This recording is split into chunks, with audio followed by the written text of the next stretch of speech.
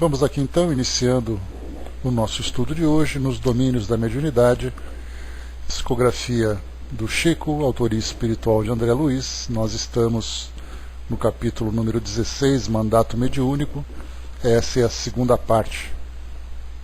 Nós vimos no nosso último encontro André Luiz, Hilário e Aulus saindo daquele restaurante, daquele bar que eles encontraram no trajeto que eles percorriam, e ali então, entrando, viram as influências espirituais dos espíritos sobre os encarnados que lá se encontravam, na bebedeira, como fumantes, alcoólatras, enfim, todos ali então criando essa abertura para as influências desses espíritos. Acabando então nesse local, as observações, eles então foram em direção a uma instituição, um centro espírita, onde havia um grande volume de desencarnados e encarnados para frequentarem esse local.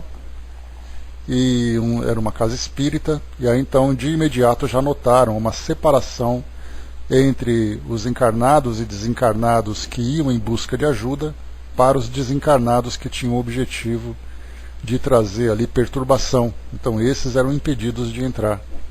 Daqueles que entraram então, aguardavam o início das atividades, e ali então nós tínhamos a presença de Irmão Gabriel e outros espíritos também que apresentavam um valoroso grau de elevação espiritual. E entre os encarnados, Dona Ambrosina, uma senhora que havia se dedicado ao mediunato, esse mandato mediúnico, e como o Chico, como o Divaldo, como o Raul Teixeira, que nós conhecemos, e também como Dona Ivone, abriram mão de suas vidas pessoais, como foi colocado aqui por Aulus. No caso da Dona Ambrosina, abriu mão do casamento, por exemplo, para viver essencialmente do mandato mediúnico. E por isso, essa missão que ela tinha recebido, que era uma missão bastante nobre, e também pela própria nobreza que ela apresentava, ela tinha ali uma conexão bastante especial com o plano espiritual, mantendo ali um contato sempre constante com os seus mentores, com os seus orientadores, em especial com o irmão Gabriel, que era o orientador do trabalho que se realizava naquela instituição. Então ela, embora fosse uma trabalhadora, como tantos outros trabalhadores da instituição, ela era a que mais tinha esse contato com o plano espiritual, inclusive até mesmo ali acima do dirigente do trabalho, do dirigente encarnado do trabalho. Ela então se destacava por essa facilidade.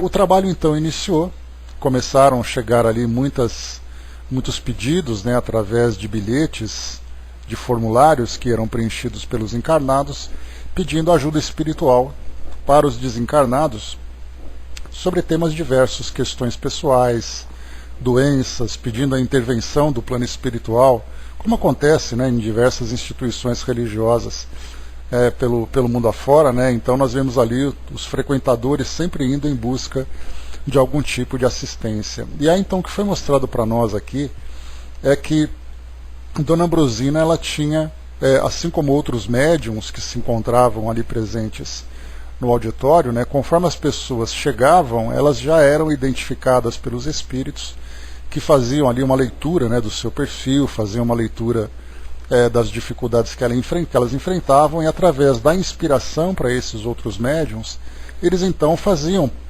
palestras, faziam ali leituras de textos. Então, como foi colocado aqui, eram ideias que eram lançadas com o endereço certo para aquelas pessoas que estavam ali buscando alguma orientação, trazendo então sempre aquela surpresa, como eu comentei com vocês na semana passada, aquela surpresa, nossa, eu vim aqui, ele disse exatamente o que eu precisava ouvir. Então não foi o acaso, os espíritos trabalhavam intensamente para fazer com que cada uma daquelas palavras, cada uma daquelas orientações chegasse a essas pessoas como resposta daquilo que elas então pediam. Bom dia, Osmar. Então continuava o trabalho, e aí a Dona Ambrosina, que tinha ali aquele papel especial na equipe mediúnica, ela tinha o papel de psicografar. E as psicografias que ela fazia era exatamente resposta às questões que eram apresentadas através daqueles bilhetes. E aí foi mostrado então uma grande tela, né, um grande telão, onde cada pessoa que era solicitada por aqueles bilhetes, essas pessoas eram mostradas nesse telão, e os espíritos então que trabalhavam fazendo ali, né, uma identificação das dificuldades, vendo ali de que forma que poderiam ser ajudadas. E todos esses médiums, essa é uma parte bastante interessante, se comunicavam com Dona Ambrosina ali em sequência. Então não era aquele processo de incorporação, um espírito sai, o outro espírito volta, né, se aproxima, chega ali próximo a ela, traz a comunicação, termina, vem outro. Era um trabalho muito mais dinâmico, que era dito para nós assim da seguinte forma. Deixa eu fazer para vocês aqui. Só um instantinho.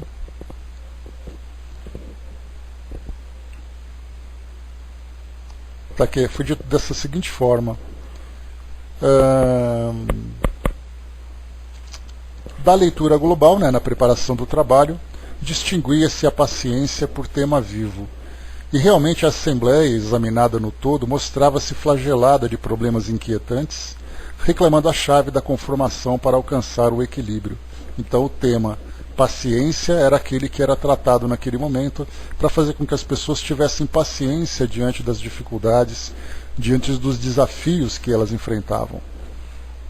Dezenas e dezenas de pessoas aglomeravam-se em derredor da mesa, exibindo atribulações e dificuldades. Estranhas formas, pensamentos, surgiam de grupo a grupo denunciando-lhes a posição mental. Aqui dardos de preocupação, estiletes de amargura, nevoeiros de lágrimas. Acolá obsessores enquistados no desânimo ou no desespero, entre agressivos propósitos de vingança, agravados pelo temor do desconhecido.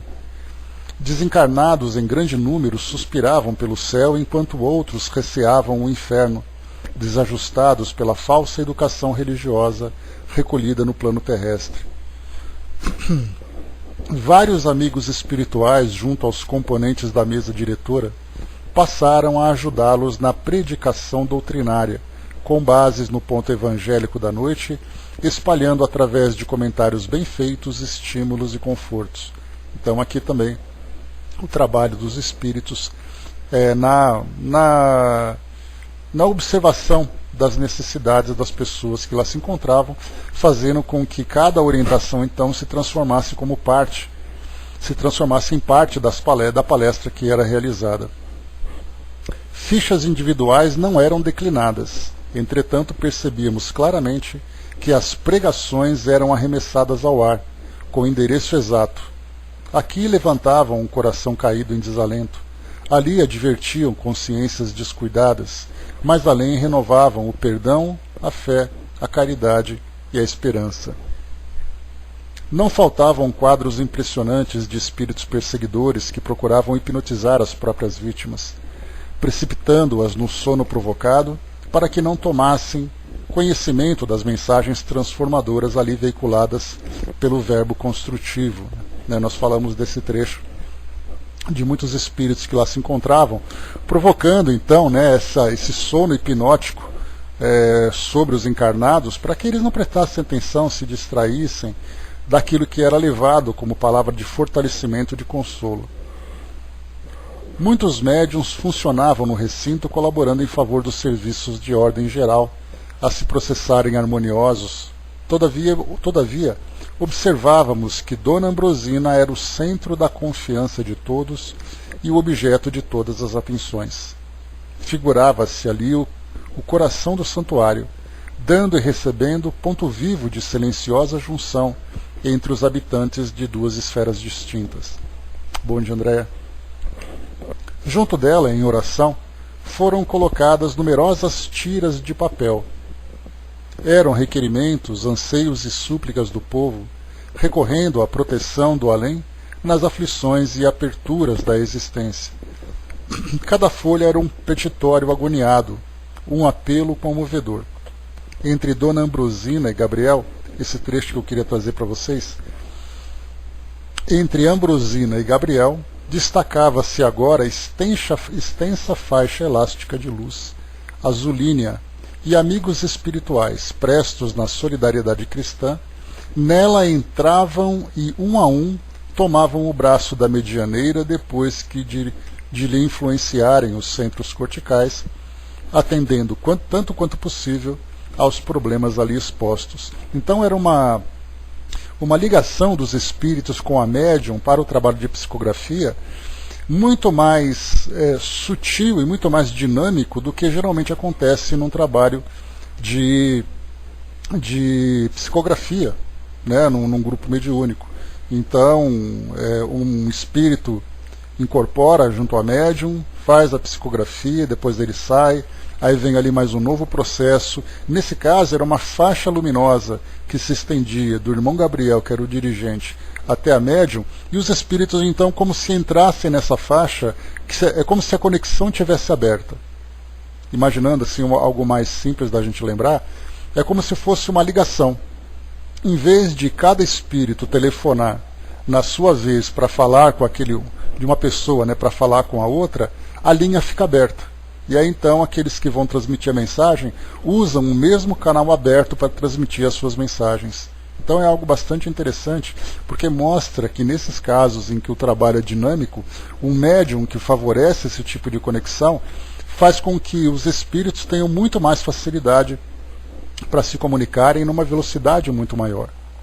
Então observem de novo, entre Dona Ambrosina e Gabriel, destacava-se agora extensa faixa elástica de luz azulínea, e amigos espirituais prestos na solidariedade cristã, nela entravam, nessa faixa azulínea, e um a um tomavam o braço da medianeira, depois de lhe influenciarem os centros corticais.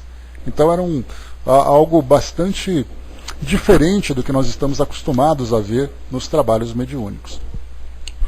E aí, então, para poder entrar aqui no nosso estudo, antes, porém, de começarem o trabalho de resposta às questões formuladas, um grande espelho fluídico foi situado junto da médium por trabalhadores espirituais da instituição, e na face dele, com espantosa rapidez, cada pessoa ausente nomeada nas petições da noite surgia ante o exame dos benfeitores que, à distância, contemplavam-lhe a imagem, recolhiam-lhe os pensamentos e especificavam-lhe as necessidades, oferecendo a solução possível aos pedidos feitos.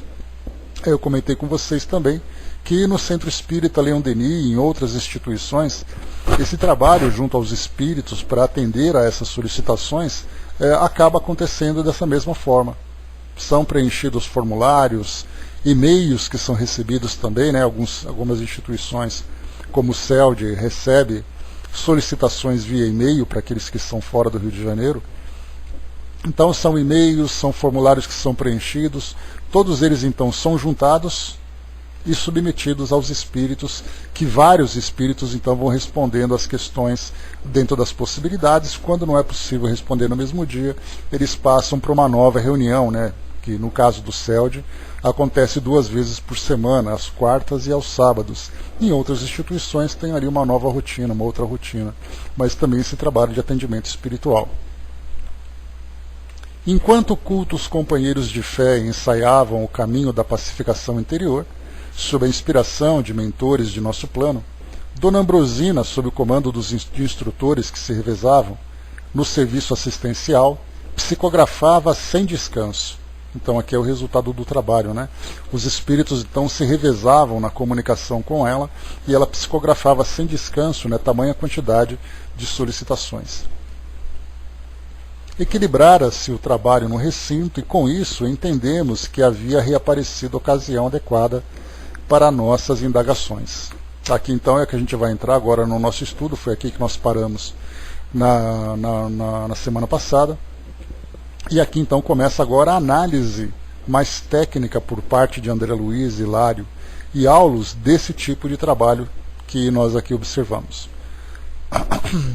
Hilário foi o primeiro na inquirição que não conseguíamos sopitar, e indicando o enorme laço fluídico que ligava a Dona Ambrosina ao orientador que lhe presidia a missão, perguntou: significa essa faixa através da qual a médium e o dirigente se associam tão intimamente um ao outro.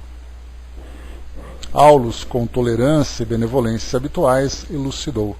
Antes aqui André colocou, pelo que entendi, a face das pessoas que faziam no pedido aparecer no espelho. Não, o que aparecia eram as pessoas ausentes que eram indicadas naquelas solicitações.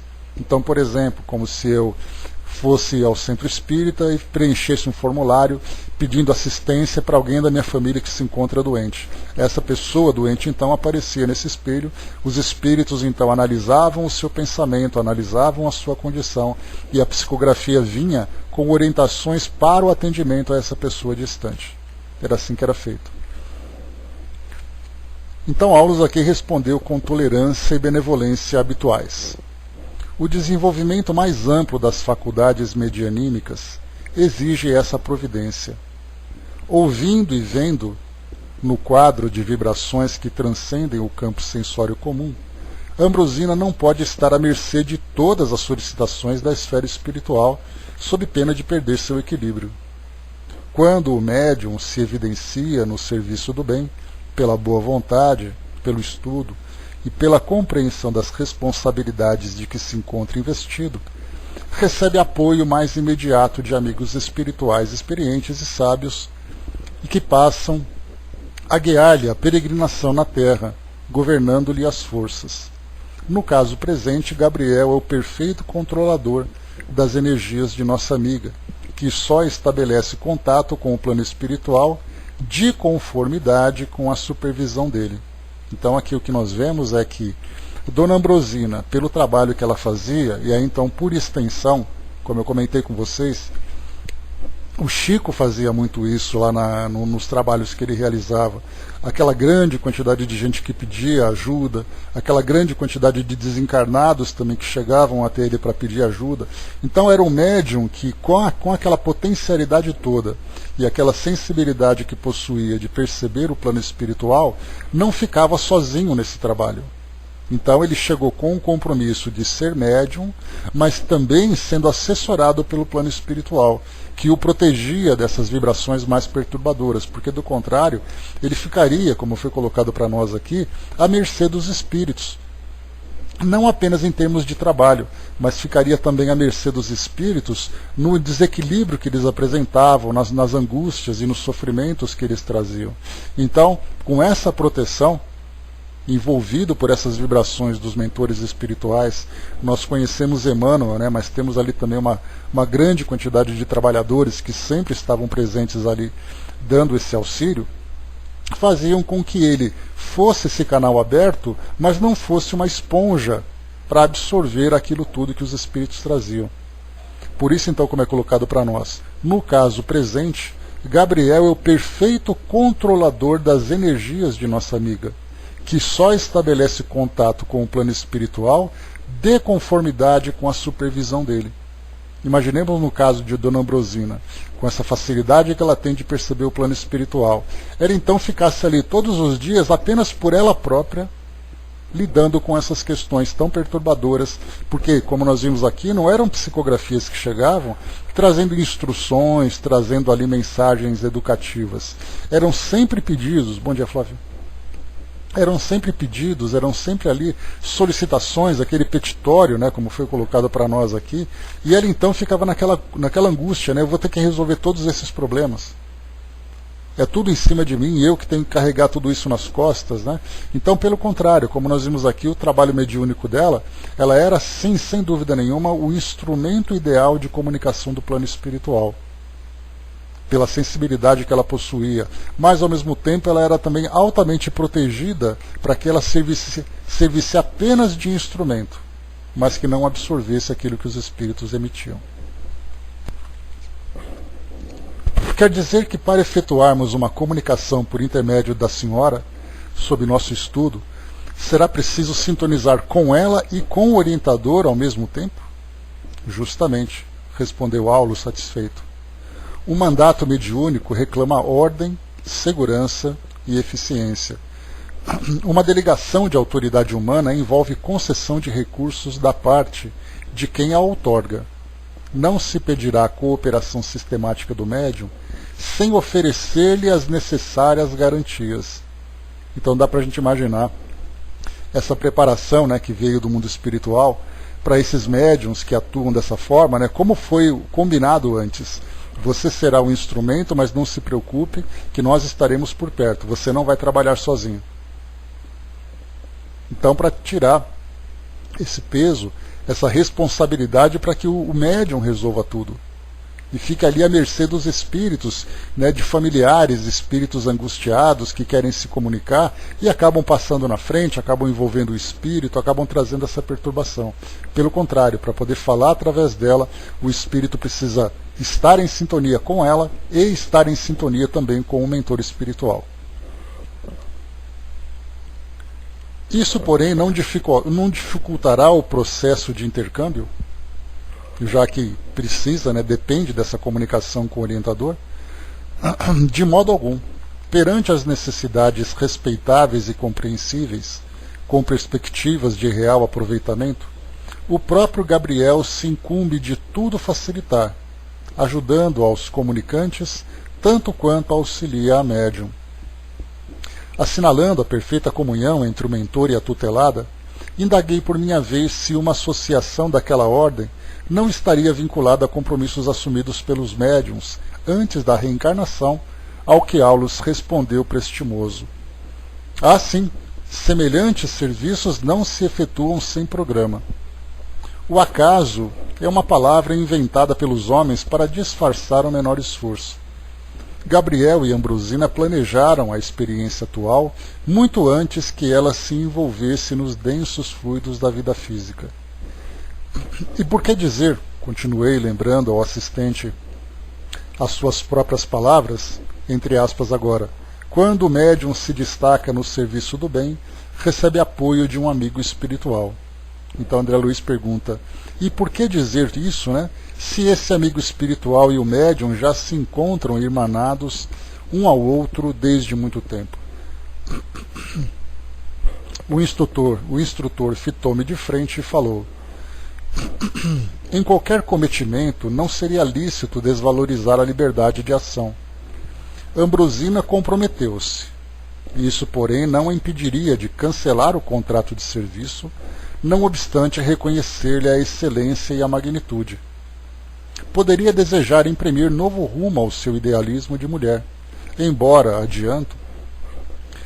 adiando realizações sem as quais não se erguerá livremente no mundo. Aqui nesse caso, né, o que ele coloca é que poderia, por exemplo, surgir a oportunidade delas resolver casar e ter filhos.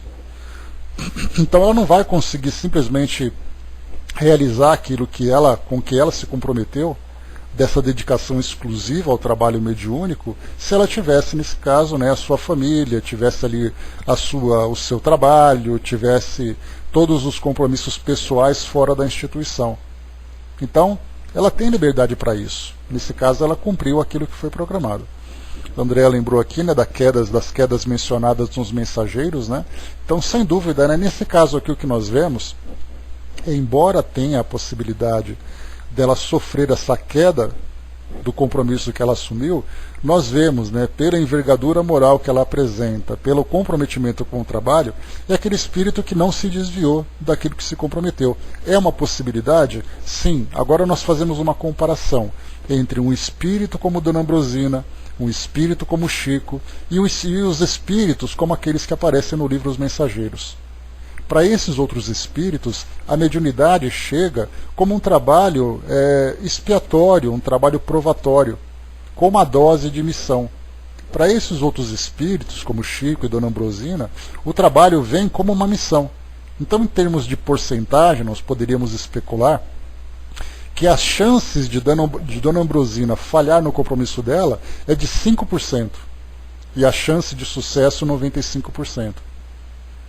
O Chico, por exemplo, poderíamos colocar ali 99,9%, mas existe a possibilidade de 0,1% de falha na sua missão, já que, como nós vimos ali anteriormente na descrição de Aulus sobre o irmão Gabriel e outros espíritos que lá se encontravam, eram espíritos de grande elevação, mas não eram espíritos purificados.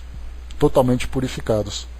Então ainda tinha trabalho para fazer, eram espíritos que poderiam se comprometer com missões de grande responsabilidade que dariam conta, mas existe a possibilidade. Nunca se sabe. Se existe o livre-arbítrio e o espírito não alcançou ainda a perfeição, existe a possibilidade de erro, embora ela seja mínima. Aqui nós vimos a mesma coisa. Então, como foi colocado mais uma vez, em qualquer cometimento não seria lícito desvalorizar a liberdade de ação. Ou seja, nós não podemos descartar a liberdade de ação que todos nós temos. O livre-arbítrio é uma concessão divina e todos nós temos. Ambrosina comprometeu-se. Isso, porém, não a impediria de cancelar o contrato de serviço, não obstante reconhecer-lhe a excelência e a magnitude. Então ela apresenta essa grandiosidade no seu caráter, nos seus valores, mas sempre tem um mas, né? Bom dia, abraço. Poderia desejar imprimir novo rumo ao seu idealismo de mulher.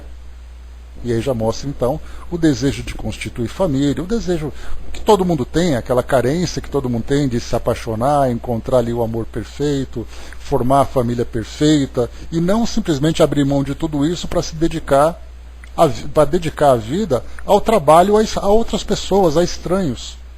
Para nós isso é algo diferente, né? Como é que eu vou abrir mão da minha vida pessoal, de todos os meus sonhos, de todos os meus desejos, para me dedicar a atender pessoas que eu nem sei quem é?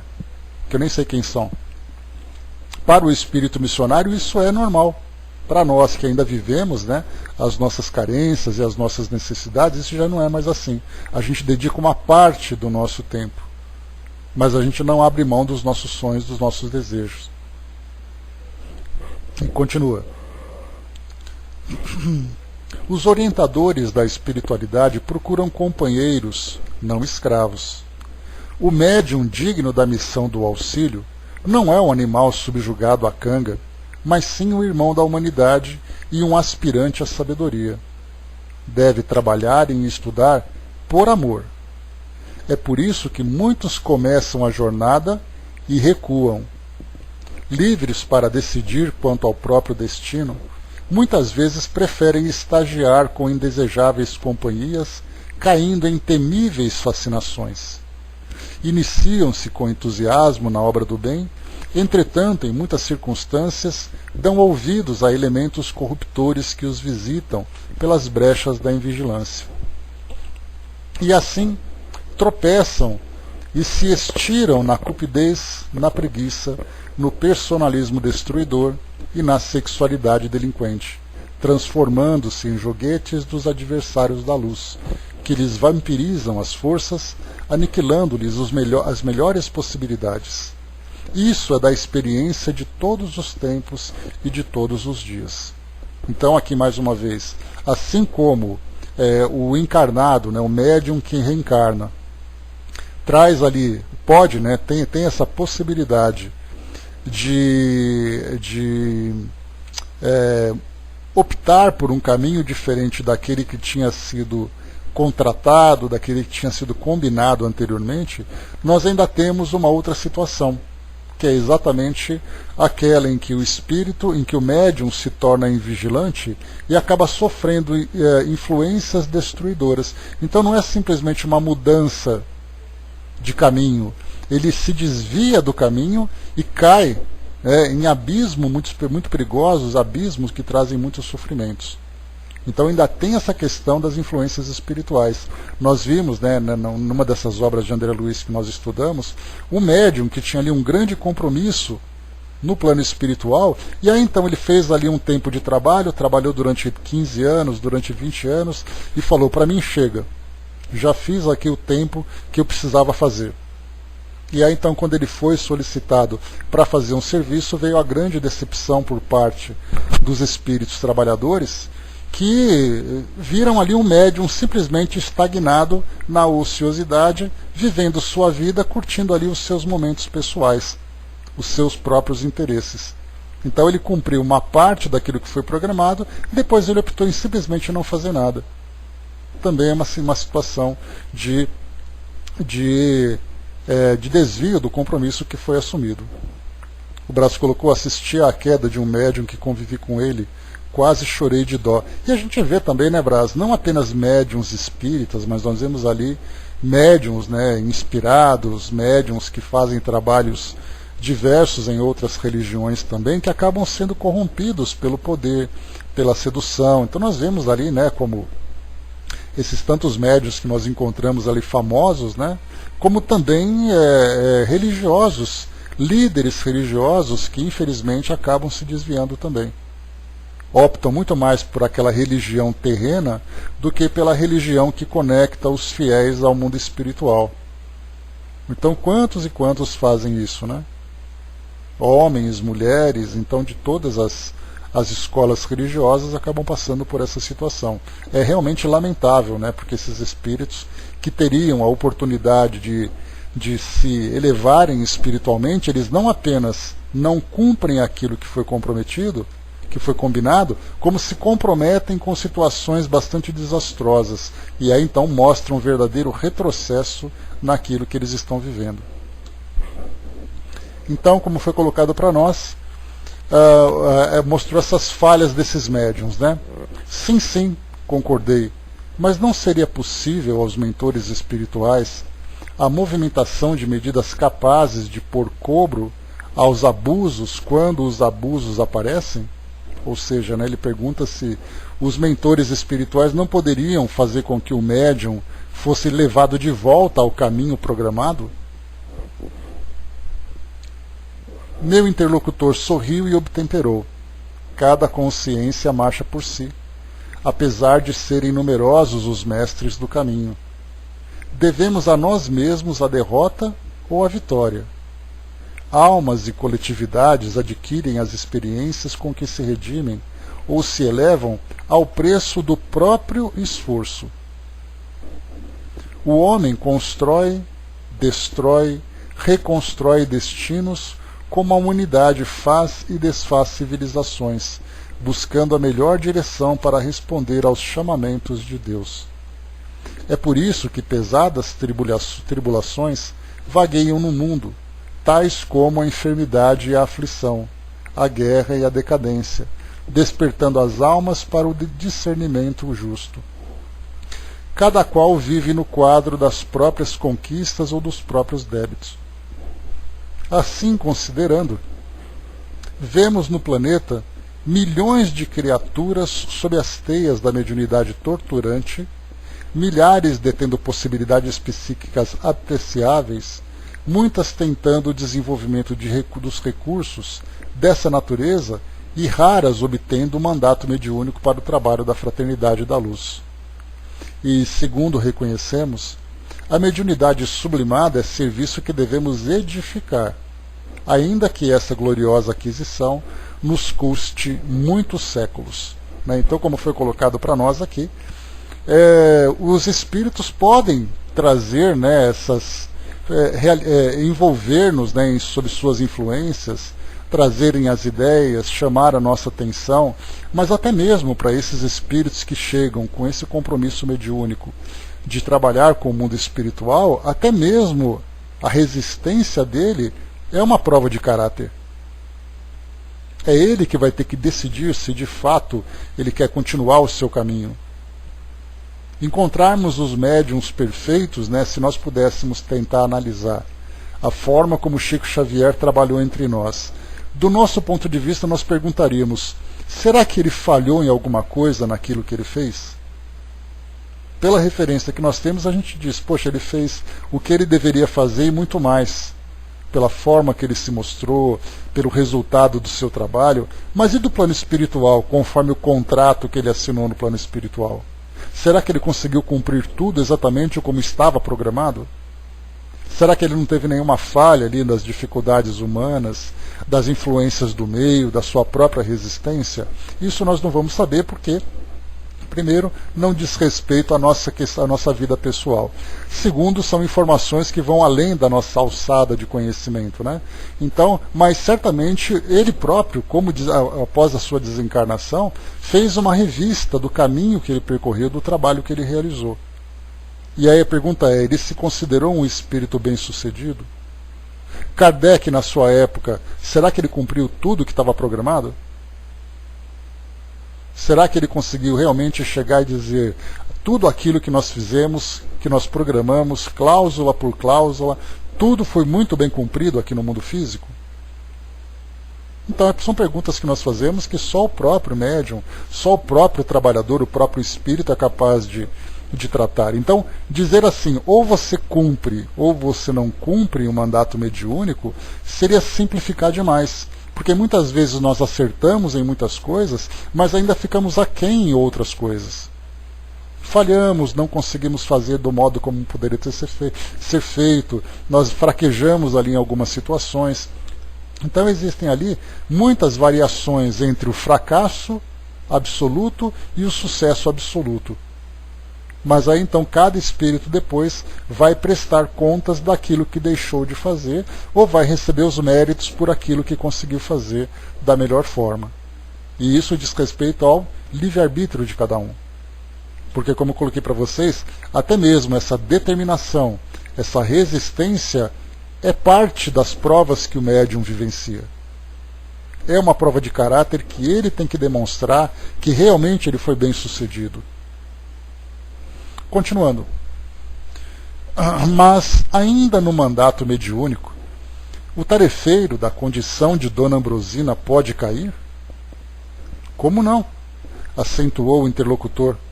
Um mandato é uma delegação de poder obtida pelo crédito moral, sem ser um atestado de santificação. Com maiores ou menores responsabilidades, é imprescindível não esquecer nossas obrigações perante a lei divina, a fim de consolidar nossos títulos de merecimento na vida eterna. Então, Kardec poderia ter falhado na sua missão? Sim. Chico poderia ter falhado? Sim. O próprio Chico dizia, né? Se você arranca um capim, nasce outro. Então ele se considerava apenas um capim diante de tudo isso, né? Dentro da sua humildade. Mas e se ele não tivesse feito o trabalho que deveria fazer? Outro médium seria escalado para isso. Porque ele poderia cair? Poderia. Mas qual é a probabilidade dele cair? Muito pequena. Pelo que nós vimos agora, porque é fácil dizer para nós, né, que esse espírito conseguiu fazer um bom trabalho. Agora, quantos médiums estão reencarnando agora no nosso mundo, que reencarnaram esse ano, reencarnaram no ano passado, reencarnaram nesses últimos anos, que daqui a 15, 20, 30 anos estarão assumindo a responsabilidade dessa comunicação com o plano espiritual? Nós podemos dizer que esses médiuns que estão reencarnando agora serão bem-sucedidos no seu trabalho? A resposta é básica, né? Só o tempo dirá. Se só o tempo pode dizer, e nós não temos condições de fazer uma afirmação definitiva que ele reencarnou para dar certo, já que ele não é um espírito puro, então nós podemos dizer, vamos aguardar para ver. Então existe a possibilidade de falhar. E com um significado tom de voz acrescentou, recordemos a palavra do Senhor. Muito se pedirá de quem muito recebeu. A conversação à margem do serviço oferecera-me suficiente material de meditação. As valiosas anotações do assistente em se reportando à mediunidade impeliam-me a silenciar e refletir. Isso, porém, não acontecia com meu companheiro, porque Hilário, fixando o espelho fluídico em que os benfeitores do nosso plano recolhiam informações rápidas para as respostas às consultas, solicitou de nosso orientador alguma definição sobre o delicado instrumento que funcionava às mil maravilhas, mostrando quadros com pessoas angustiadas ou enfermas de momento a momento. Flávio colocou, né, tem muito médium que encara a mediunidade como doença, vão aos centros espíritas pedindo para tirar esse dom deles, né? Assim como também, né, Flávio, muitos médiums que acreditam que a mediunidade é um presente, é um status dentro do meio espírita, por exemplo, ou dentro de outra escola religiosa que vê a mediunidade como um dom, como um presente, né, como um talento. Então, da mesma forma que vem assim, porque de fato muitos médiums acabam entrando. Nós vimos, por exemplo, vamos aqui, né, colocar o médium João de Deus. o trabalho que ele começou a desenvolver, o trabalho que ele realizou, mas muito mais do que o trabalho foi o reconhecimento. Muitas vezes o médium acaba sendo idolatrado, o médium acaba enriquecendo em função daquilo que faz, ele acaba ocupando uma posição de destaque, uma posição de importância perante as pessoas. E isso nós sabemos, né, diante das nossas fraquezas, que isso realmente sobe a nossa cabeça.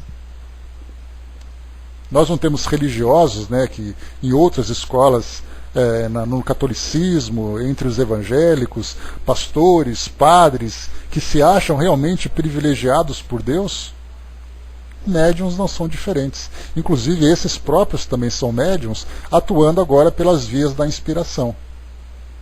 Mas se acham tão importantes, tão valiosos no mundo, que acabam se esquecendo, né, do papel que deveriam cumprir. Flávio colocou, né, por isso eu coloco que existe mediunidade de prova, expiação e missão. E eu ainda coloco conquista, né, porque o resultado que vai determinar, de fato, né, se ele conseguiu se elevar diante daquilo que ele faz. É um trabalho muito difícil. Como eu falei para vocês, nós simplificamos demais esse compromisso. Então nós pensamos assim, o médium, ou ele conseguiu, ele foi bem sucedido, ou ele não foi bem sucedido. Mas as infinitas variedades que existem entre esses dois extremos, vai trazer para ele assim que ele conseguiu cumprir em parte, ele fracassou em parte. Há aqueles que fracassam, mas são muito mais bem-sucedidos do que mal-sucedidos. Outros fracassam, mas fracassaram muito mais do que fizeram. Então vai mostrando para nós ali cada um atuando de uma forma, né? A Angelina lembrou aqui que a mediunidade é compromisso e renúncia. E a gente vai lembrando, né, Angelina, que essa renúncia e esse compromisso, ele tem um peso maior de acordo com a capacidade que o espírito tem. Não seria, por exemplo, viável colocar, no caso, por exemplo, de Dona Ambrosina, como Chico, como Divaldo, como Raul, como Dona Ivone, o compromisso para um médium, para um espírito que não tenha capacidade, não tenha uma força moral suficiente para poder suportar uma carga desse peso. Porque o fracasso é certo. Você vai colocar assim, olha, você vai lá para ser o médium, exemplo para aquela sociedade, sendo que ele não consegue ser exemplo nem para ele próprio.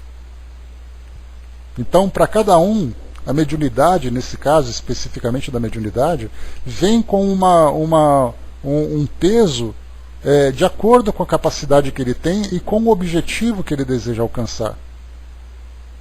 Então, ao olharmos o trabalhador da seara mediúnica, nós temos que ver o espírito comprometido com esse trabalho e a forma como ele vai se desenvolver. Porque é muito fácil para nós, né? Você é médium e você diz assim, você é médium? Sou. E como é que você trabalha? Eu vou uma vez por semana no centro e trabalho durante 1 hora. Ou seja, o médium de 1 hora por semana, ou seja, ele trabalha 52 vezes no ano. E nós pegamos esses médiuns de mandato mediúnico, trabalham 24 horas por dia, todos os dias. Não importa feriado, não importa férias, só param quando está doente e olhe lá. E a maioria dos médiuns frequentam casas espíritas 1 vez por semana e se acham importantes, acham que o seu mandato mediúnico grande valor. É de grande valor para ele, que tem essa responsabilidade de autotransformação. Mas como uma missão para reformar o nosso mundo, ele é um mero colaborador. Um mero colaborador semanal. Nem diário podemos colocar. Continuando. Então falava sobre agora esse televisor. Sobre aquele monitor, né? Então diz assim para nós. É um televisor manobrado com recursos de nossa esfera. Entretanto, inquiriu Hilário minucioso, a face do espelho mostra o veículo de carne ou a própria alma? A própria alma. Pelo exame do perispírito, alinham-se avisos e conclusões. Muitas vezes é imprescindível analisar certos casos que nos são apresentados de modo meticuloso. Todavia, recolhendo apelos em massa, mobilizamos meios de atender à distância. Para isso, trabalhadores de nossas linhas de atividades são distribuídos por diversas regiões, onde captam as imagens de acordo com os pedidos que nos são endereçados. sintonizando as emissões com o espelho receptor sob nossa vista. A televisão, que começa a estender-se no mundo, pode oferecer uma ideia imediata de semelhante serviço, salientando-se que entre nós essas transmissões são muito mais simples, exatas e instantâneas. Então, podemos dizer assim, fazendo uma comparação, é um telejornal que tem ali trabalhadores, jornalistas espalhados pela cidade, trazendo notícias ao vivo. Aqui nesse caso, seria dessa mesma forma, trazendo essas respostas, né, que são solicitadas para esses atendimentos, mas com recursos muito mais simples do plano espiritual. Meu colega refletiu alguns momentos, como se grave problema lhe aflorasse a cabeça, e considerou. O que vemos sugere importantes ponderações. Imaginemos que alguém expeça determinada solicitação ao mandato mediúnico, sujeito a certa demora entre a requisição e a resposta. Figuremos que o interessado, situado longe, desencarne e permaneça em espírito, como acontece em muitas ocasiões num aposento doméstico ou em algum leito de hospital, embora já libertado do corpo físico. Num caso desses, a resposta dos benfeitores espirituais será fornecida como se fosse dedicada a um encarnado autêntico? Isso pode acontecer em várias circunstâncias, acrescentou o assistente, de vez que não nos achamos num serviço automático ou milagroso. Agimos com espírito de cooperação e boa vontade, dependendo o êxito do auxílio mútuo, porque uma só peça não funcionará, não solucionará os problemas da máquina inteira. Funcionários que recolhem anotações reclamam o concurso eficiente daqueles que as transmitem. Muita vez, a longa distância, a criatura em sofrimento é mostrada aos que se propõem socorrê-la e aos samaritanos da fraternidade, em virtude do número habitualmente enorme dos aflitos, com a obrigação de ajudar de improviso, não podem, de momento, ajuizar se estão recebendo informes acerca de um encarnado ou de um desencarnado, mormente quando não se acham laureados por vastíssima experiência. Em certas situações, os necessitados exigem auxílio intensivo em pequenina fração de minutos. Assim sendo, qualquer equívoco desse jaez é perfeitamente admissível. Aqui é um ponto importante que ele coloca para nós, já li o que vocês colocaram aí. O que ele coloca para nós é que algumas vezes, algumas solicitações que chegam, por exemplo, no hospital, né? Então, a pessoa que eu conheço está doente na segunda-feira, na quarta-feira eu vou ao centro espírita e coloco aquela mensagem. Mas exatamente na quarta-feira aquela pessoa desencarnou. E aí os espíritos então vão pegar aquela informação, algumas vezes como se ele ainda estivesse encarnado. E esse tipo de equívoco pode acontecer porque muitos trabalhadores não têm ainda essa capacidade, essa experiência de realizar essas pesquisas. Então pode acontecer das informações que são transmitidas pelos encarnados. Porque como eles fazem uma análise do perispírito, e não simplesmente do corpo físico da pessoa, eles vão analisar o estado moral dela. Vão dizer assim, por exemplo, olha, ore por ela para que ela possa ficar mais tranquila. Mas ela já desencarnou, mas nem por isso ela deixa de precisar desse auxílio. Então, como ele coloca, pode acontecer. Ou seja, uma suposição levantada por Hilário de observar ali a situação que aconteceu, já que o perispírito é avaliado, a pergunta é, será que eles conseguem compreender e pegar essa informação correta, se esse perispírito já desencarnou ou continua encarnado? Tem uma experiência interessante, uma situação interessante que aconteceu na minha família, né? Vocês conhecem aquela minha prima que é médium, e ela então, durante a sua segunda gravidez, ela teve 3 filhos, na sua segunda gravidez ela acabou, né, a bebezinha dela desencarnou com 3 dias. Houve ali complicações durante o parto, aquela criança acabou se afogando no líquido amniótico e acabou desencarnando por essas complicações respiratórias. E claro, né, a família ficou arrasada, ela muito sensibilizada com tudo que aconteceu. O quarto do bebê já se encontrava pronto, todo montado, com toda a decoração e coisa e tal. E ela então estava começando a mexer, né, a guardar aquelas coisas do quarto, uma situação bastante dolorosa. E como ela tinha e tem ainda, né, a sensibilidade mediúnica muito aflorada, principalmente a vidência, a audiência, a psicografia, ela comentou comigo que certa vez ela passou em frente ao quarto do bebê e ela viu alguns espíritos se mobilizando, como se estivesse ali encaixotando coisas, desmontando equipamentos, alguma coisa assim. E ela então parou, surpresa com aquela movimentação, porque ela via assim, né? Ela andava pela casa e via os espíritos ali, em locais que ela frequentava e tudo mais. E aí então ela pensou, né? Poxa vida, mas se ela desencarnou, por que eles estão aqui? Por que montaram todo esse aparato sabendo que o bebê ia desencarnar?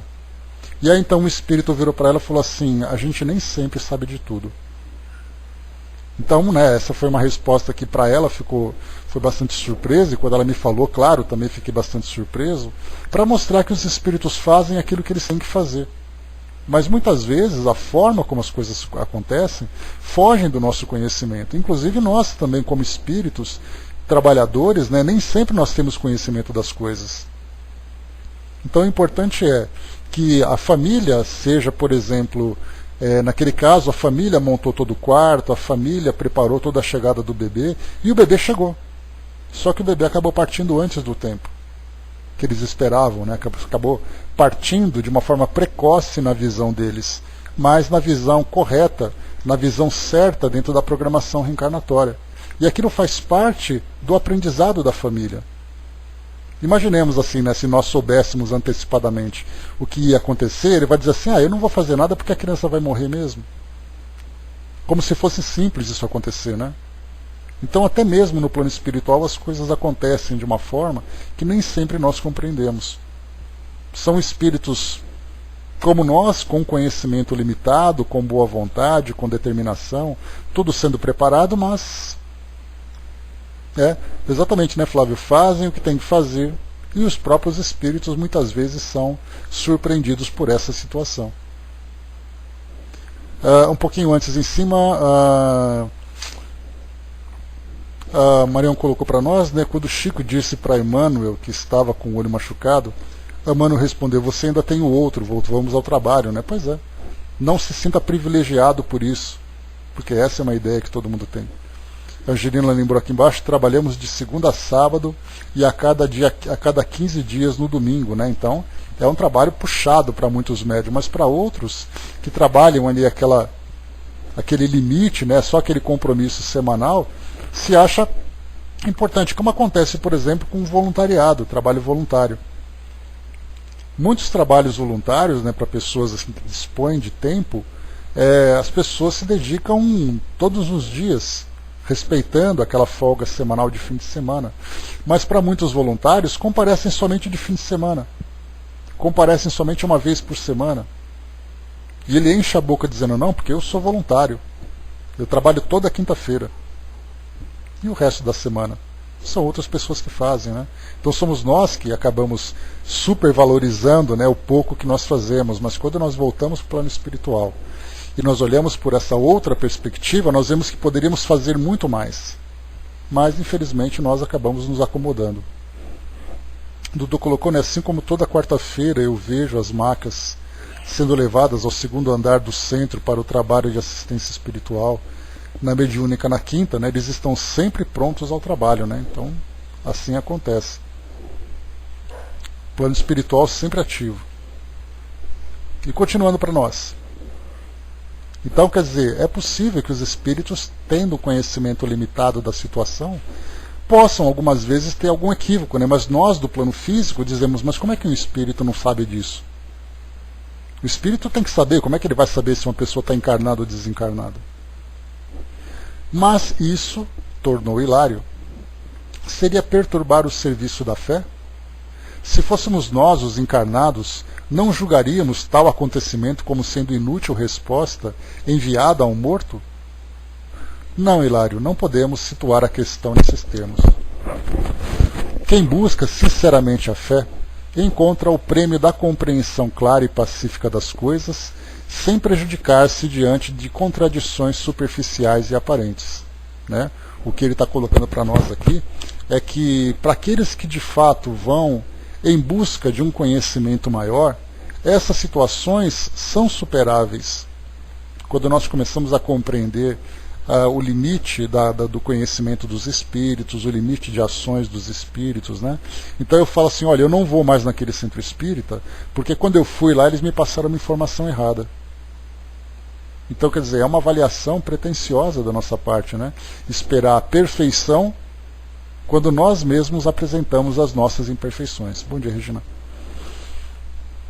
Nesse ponto do diálogo, o assistente meditou um instante e observou: mas se os consulentes são exemplares de leviandade e má-fé, abeirando-se do trabalho mediúnico no propósito deliberado de estabelecer a descrença e a secura espiritual, semelhantes resultados, quando se verificam, servem para eles como justa colheita dos espinhos que plantam, de vez que abusam da generosidade e da paciência dos espíritos amigos e recolhem para si mesmo a negação e a tortura mental.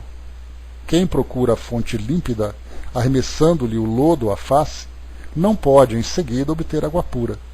Aqui o que ele coloca é, se por acaso alguém sabe que aquela pessoa desencarnou, então ele fala assim, ó, vamos lá para ver se eles sabem. Aí eu coloco o nome, assim a resposta veio e coisa e tal, e ele fala assim, ó, tá vendo? É tudo mentira. Porque eu de propósito falei tal coisa, e ele acabou me dando uma resposta e eles caíram na pegadinha. E a resposta que é colocada para nós é, eles recebem aquilo que eles plantam. Então a própria ação de má-fé e da leviandade já traz para eles as respostas que eles merecem.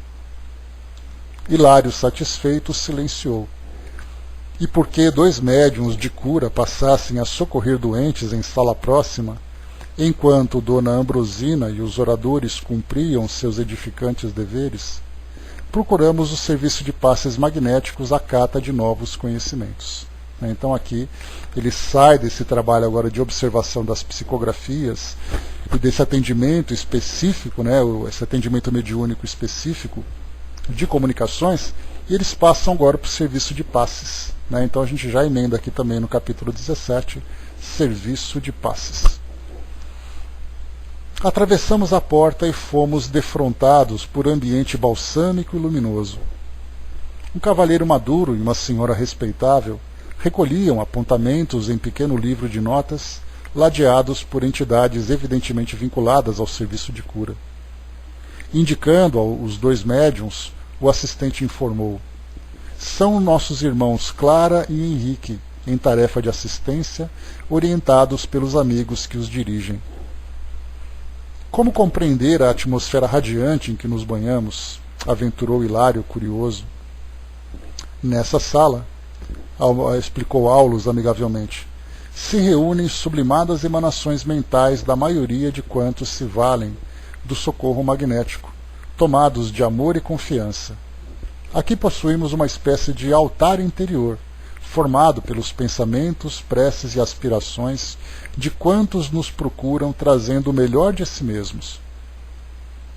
Aqui então, bom dia, embaixador. Então o que é mostrado para nós é que nessa sala de passes perceberam então uma vibração diferenciada. E essa vibração diferenciada não era apenas uma preparação por parte dos espíritos, que harmonizavam o ambiente, depuravam o ambiente, né, com seus equipamentos, com suas vibrações, como nós já estudamos sobre essas preparações dos ambientes de trabalho mediúnico, né, do lado espiritual. O que ele coloca é que os próprios frequentadores também, os encarnados frequentadores desse setor de trabalho, de atendimento da casa espírita, também traziam essa boa vontade, essa humildade, essa simplicidade para receber essas vibrações. Então, mesmo que eles chegassem trazendo ali as suas dificuldades, né, os seus desequilíbrios, a fé e a confiança que mostravam eram elementos importantes que colaboravam para a depuração desse ambiente. Por isso é colocado para nós aqui então, né? Nesta sala se reúnem sublimadas emanações mentais da maioria de quantos se valem do socorro magnético, tomados de amor e confiança. Aqui possuímos uma espécie de altar interior. Ou seja, né, esse altar interior é o reflexo daquilo que as pessoas trazem dentro de si. Então, cada um que frequenta aquele ambiente em busca dessa assistência, mostrando a boa vontade, mostrando ali a fé, a determinação, acabam refletindo isso e colaborando para a construção desse ambiente fluídico para o trabalho de paz. E ele diz assim, aqui possuímos uma espécie de altar interior, formado pelos pensamentos, preces e aspirações de quantos nos procuram trazendo o melhor de si mesmos. Então, o que a gente já estudou, né, em nossas casas, em nosso ambiente de trabalho, a parte fluídica, né, esse lado energético fluídico, é o reflexo daquilo que nós trazemos dentro de nós mesmos. Quantas vezes nós encontramos um local onde nós vamos e vemos ali um ambiente denso, um ambiente angustiante, né, porque é o resultado da construção das pessoas. Num hospital, por exemplo, quando nós vamos, as pessoas que lá estão, elas não apenas sofrem a doença física ou a doença mental, elas sofrem também pela angústia do atendimento.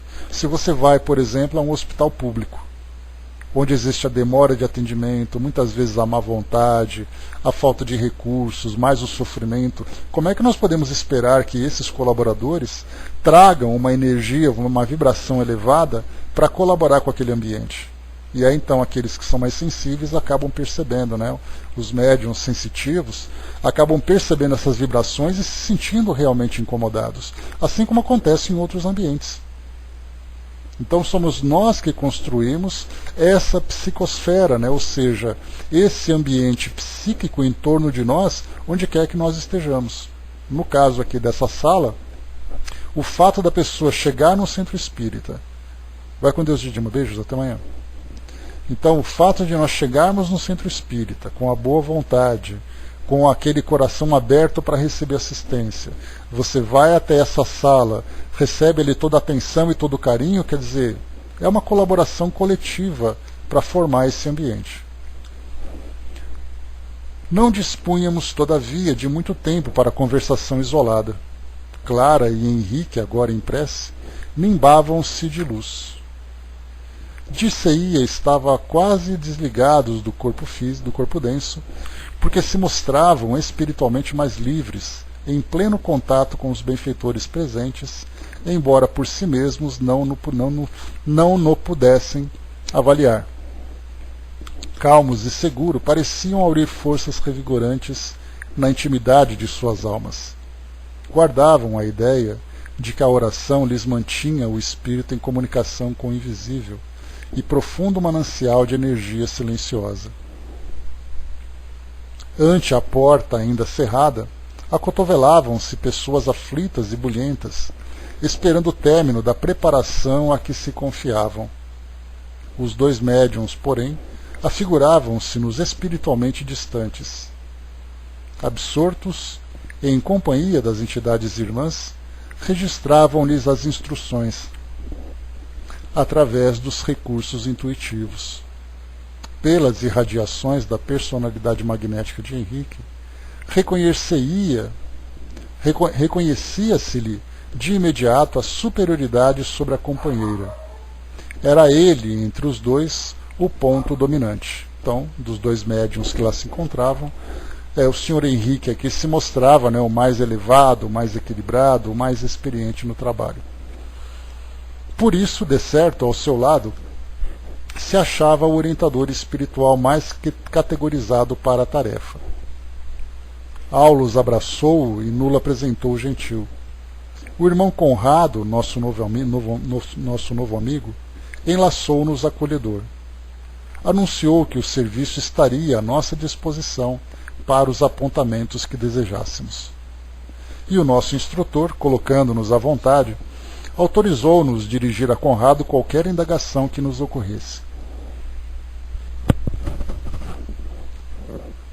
Hilário, que nunca sopitava a própria espontaneidade, começou, como de hábito, a inquirição, perguntando respeitosamente: "O amigo permanece frequentemente aqui?"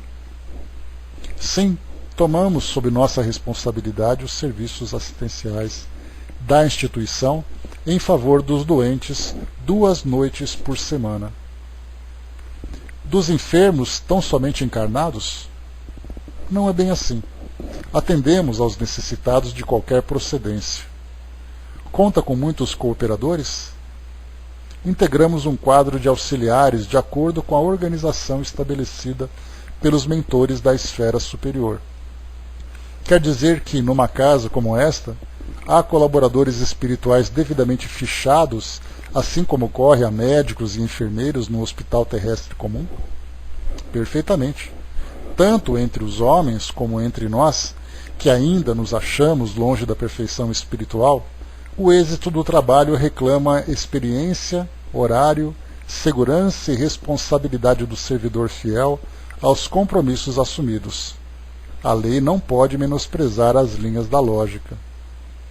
Então, por enquanto aqui, fala um pouco sobre essa organização. Primeiro, que o ambiente, então, lá, né, a instituição, atua 2 vezes por semana, né? E como nós já vimos também, em outros casos aqui que André Luiz relatou, quando o orientador do trabalho, o mentor do trabalho precisa se ausentar, outro colega vem e o substitui naquele momento, né, diante daquela sua ausência, né? E quando esse espírito se compromete com uma outra tarefa, outro então assume. E nós vemos uma situação bastante semelhante com a nossa organização aqui física, no mundo físico. Então nós temos aquele que é o responsável pelo trabalho, o dirigente do trabalho, que ele vai então se comprometer a comparecer sempre naquele mesmo dia, naquele mesmo horário, de acordo com a agenda que é programada entre os encarnados e entre os desencarnados. Então é um trabalho importante que nós vemos. Fora disso, esse espírito então tem os seus compromissos que nós não conhecemos. Mas nós vemos aqui então que ele frequenta, por exemplo, 2 vezes por semana. Nas demais noites por semana ou durante o dia, ele está envolvido em outras tarefas diversas. Então é aqui que a gente começa a perceber a grande dinâmica do mundo espiritual, a intensidade dos trabalhos dos espíritos. Aqui então foi colocado, né, se ele atende apenas a encarnados, e ele coloca então que eles atendem a necessitados de qualquer procedência. E como nós vimos aqui no início do capítulo anterior, quando eles chegaram nessa instituição, dezenas e dezenas de desencarnados estavam ali pedindo ajuda.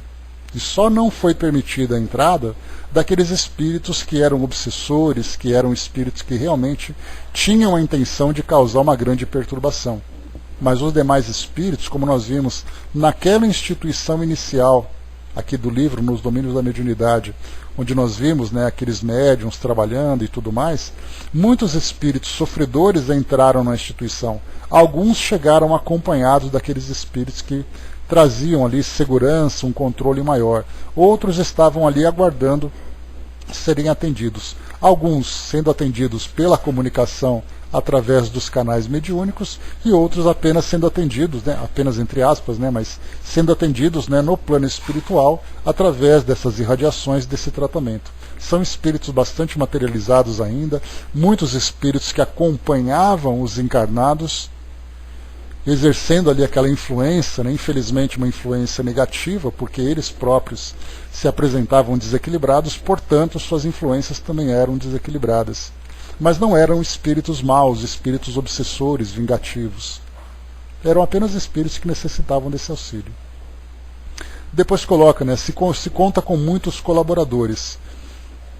Essa organização vai de acordo com aquilo que é programado no mundo espiritual.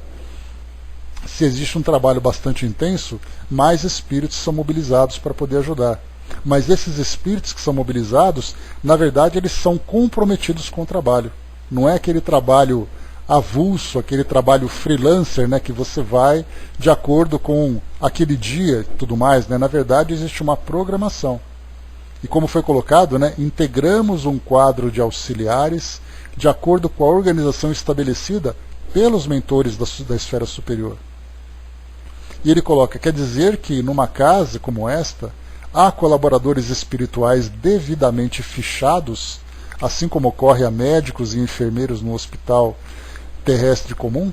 E ele coloca perfeitamente.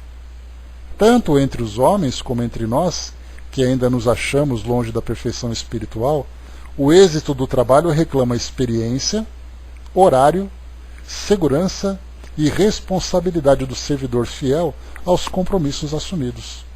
Então, nós vemos, né, os mentores dos trabalhos que acontecem nas casas espíritas, mentores que são os dirigentes do trabalho, os mentores que trabalham nos estudos, nos passes, nas cirurgias espirituais, nos atendimentos fraternos. Então os espíritos estão sempre lá.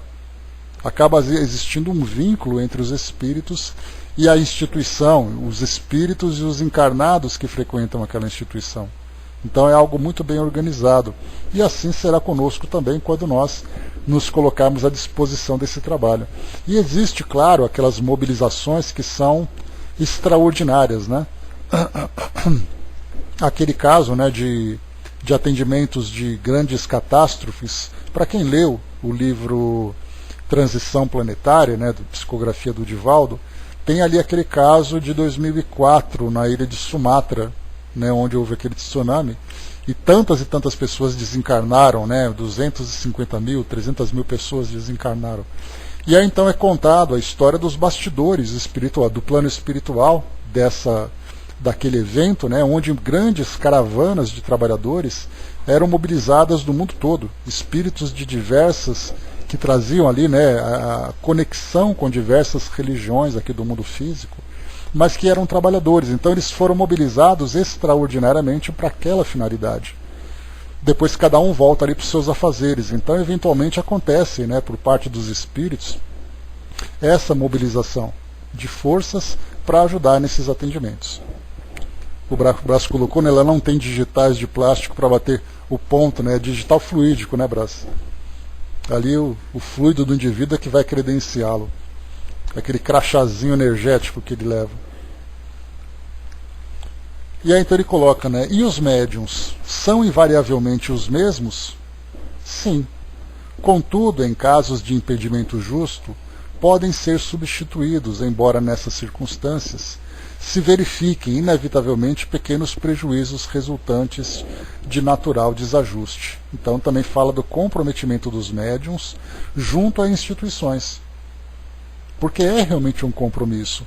E aí é o que nós vemos, né, quantas e quantas vezes nós vemos voluntários que trabalham nas instituições simplesmente decidem, olha, eu não estou mais afim de ir. Ou então assim, hoje eu não estou afim de ir, não estou me sentindo bem, não estou com vontade de ir. Aí começa aquela coisa de ficar preocupado com a organização, ficar preocupado com os trabalhadores, né? Então é aquela frase, né, que a gente sempre usa, que muitas vezes nós temos que lembrar sempre, na verdade, que o nosso compromisso é com a causa. Ou seja, nós estamos na instituição pela causa e não por causa. Eu não vou por causa de fulano ou por causa do trabalho que é bom. Eu vou pela causa. E essa causa, conforme a gente vai amadurecendo espiritualmente, nós vamos entendendo, né, a causa de Jesus, da sua complexidade e a sua grandiosidade. Então quando eu vou a uma instituição para trabalhar, eu não vou lá porque o grupo mediúnico é bacana. Eu não vou porque a instituição é famosa. Eu vou porque o plano espiritual conta com a minha presença, conta com a minha assistência para aquele tipo de trabalho. E nós sabemos já a dificuldade que os espíritos têm de estabelecer essa sintonia com os trabalhadores encarnados. O tempo que leva para que haja essa afinidade, para que o médium capte, né, com mais facilidade as ideias, os pensamentos transmitidos pelos espíritos, aquela compatibilidade fluídica entre eles. Então o médium não pode ser aquele trabalhador turista que ele vai quando dá vontade, ou muitas vezes, né, nós chegamos até a falar sobre isso também no estudo de domingo, lá do Mediunidade, Estudo e Prática, que muitas vezes o médium tem boa vontade, mas ele não tem condições. Muitas vezes ele tem em casa um compromisso difícil que não permite que ele vá com frequência. Muitas vezes ele tem ali uma agenda de trabalho profissional dele que acaba dificultando a sua constância no trabalho. Outras vezes ele traz ali uma limitação física, uma doença que o impede de estar ali assíduo. E é importante que esse próprio trabalhador reconheça a dificuldade, porque ele também dificulta o trabalho do plano espiritual. Então aquele médium que se compromete, consciente e disposto, ele tem que perceber que os espíritos estão ali cumprindo também uma agenda, cumprindo também um horário com responsabilidade, contando com a ajuda dele. Então para nós que estudamos a doutrina espírita e vemos essa movimentação dos dois lados, nós temos que perceber que pelo fato de nós sermos voluntários por um trabalho numa casa espírita, isso não significa que seja uma responsabilidade maior, uma responsabilidade menor do que aquela que nós temos profissionalmente. A diferença é que profissionalmente você é demitido e você fica sem receber nada. Então o voluntariado para nós pode ser aquela ideia flexível, né? aquele trabalho flexível que eu posso organizar como eu bem entender, porque eu estou disposto a oferecer esse trabalho. Pelo contrário, nós lembramos então que esse mandato mediúnico, nós temos também um mandato de outras ordens que são aplicados nessas instituições, aquele que trabalha na administração, aquele que trabalha com palestra, aquele que trabalha com estudo, está tudo muito bem programado no plano espiritual. Fatival colocou, né, eu que não sou médium, posso ajudar de alguma forma? Tudo quanto é jeito, Fatival, né? O que não falta numa casa espírita é oportunidade de trabalho. Muitas vezes nós temos ali uma pessoa que não é médium, mas trabalha na parte administrativa, trabalha numa prestação de serviço qualquer que seja, porque estando aqui no mundo encarnado, todos nós estamos atuando em todas as áreas. É como se fosse um hospital. O fato de eu não ser enfermeiro, o fato de eu não ser médico, significa que eu não tenho nada para fazer num hospital? Pensemos dessa forma. Numa escola, significa dizer que se eu não sou professor, eu não posso fazer nada naquela escola? Trabalho é o que não falta. Então o trabalho dos médiums é uma oportunidade de comunicação com o mundo espiritual dessa prestação de serviço. Mas fora isso, a instituição tem muita necessidade de ajuda. Muitas vezes, por exemplo, para angariar recursos, para trabalhar na parte administrativa, para trabalhar em biblioteca, para trabalhar na organização dos frequentadores da casa, para trabalhar na agenda da instituição. Trabalho não falta, trabalhar em trabalhos simples de prestação de serviço, como de organização, de limpeza, de coordenação. Trabalho não falta. Nesse fim de semana eu conversava com uma amiga, só para a gente poder concluir aqui, que ela se aposentou recentemente. Então ela dizia assim, olha, quando eu me aposentei, o primeiro dia, né, meu marido estava viajando, no meu primeiro dia eu fiquei o dia inteiro chorando, porque é aquele choque, né, de você estar ocupado e de repente você percebe que você não tem nada para fazer. E ela ficava assim, né, o que eu vou fazer agora? E chorava e coisa e tal, né? E aí depois, né, e ela é uma pessoa jovem, uma pessoa ativa, né, e tudo mais, mas ela passou por essa fase de transição difícil. E aí eu comentei com ela, falei assim, por que você não faz um trabalho voluntário? Ela falou assim, olha, infelizmente eu não consigo lidar com gente que sofre. Quando eu vejo alguém sofrendo, me dá uma aflição, uma angústia, que eu não consigo fazer nada, eu fico imobilizada. Eu falei assim, mas o trabalho voluntário não é só você ficar atendendo pessoas na rua, pessoas que estão passando necessidade. Você vai numa instituição para trabalhar, por exemplo, na parte de captação de recursos, de você entrar em contato com empresas, de você entrar em contato com outros voluntários, de você organizar documentos, de você programar um monte de coisa. Ela falou, é mesmo? Eu falei, pois é, na Cruz Vermelha, por exemplo. Ela falou, mas tem muito sangue. Eu falei, mas no escritório não tem sangue. Você vai trabalhar no escritório, o que não falta para eles lá é serviço para ter um voluntário para poder ajudar.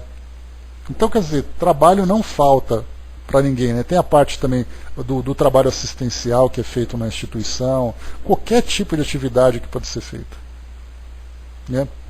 Para fazer nessa parte, por exemplo, de alimentação, nessa parte de separação de roupas, na parte de prestação de serviços, não falta. Quando você chegar e falar assim, olha, eu tenho meu carro e eu vou lá trabalhar, eu estou à disposição de vocês, você vai ficar o dia inteiro dirigindo. Pode ter certeza, porque lugar para ir, para carregar coisa, para transportar, não falta serviço para isso, né? A André colocou lá em cima. as pessoas acham que só quem trabalha é médium, né? Por isso não se candidata, né? Mal sabe que tem 1000 coisas para fazer. Pois é, a gente tem ali, coloca, né, Andréia, meia dúzia de médiums e 40 trabalhadores para outras tarefas. E as pessoas acham que o Centro Espírita só trabalha com médiums, né? Na verdade é uma instituição física, e sendo física ela tem a necessidade de mão de obra. Dudu colocou, né, que lava a louça, né, no Centro Espírita e tudo mais, varrer salão, né, picar alimentos, que o Flávio colocou também. André colocou biblioteca, livraria, sopa, arrumação de bolsas, arrumação de armários, cozinha, cortar legumes, dar aulas, tem de tudo, né? Pois é. Né, preparar água fluidificada para distribuir nos frequentadores, né, preparar cestas básicas para distribuir para famílias necessitadas. Chega lá e fala assim, ó, estou à disposição, o que eu posso fazer? Você nunca mais sai de lá, de tanta coisa que tem para fazer. Mas enfim, né, todos nós estamos lá. Então é isso, pessoal, nós paramos por aqui então. Bazares, né, que inclusive tem também lá. Então falando aqui sobre essa agenda, né, ainda tem a F ainda, né, André, tem várias tarefas, né? Tem algumas tarefas naturalmente que são mais especializadas, né, que precisa de uma capacitação, mas de um modo geral assim, basta um pequeno treinamento para se colocar à disposição para várias atividades. Então falava para nós aqui sobre os médiums, né, que em caso de impedimento justo podem ser substituídos, embora nessas circunstâncias se verifiquem inevitavelmente pequenos prejuízos resultantes de natural desajuste. Então fala das dificuldades e da frequência ali dos médiums. Mas é isso, pessoal, fechando por aqui então o nosso trabalho. A gente então no nosso próximo encontro retoma a partir desse ponto. Então finalizamos por aqui, né, o nosso capítulo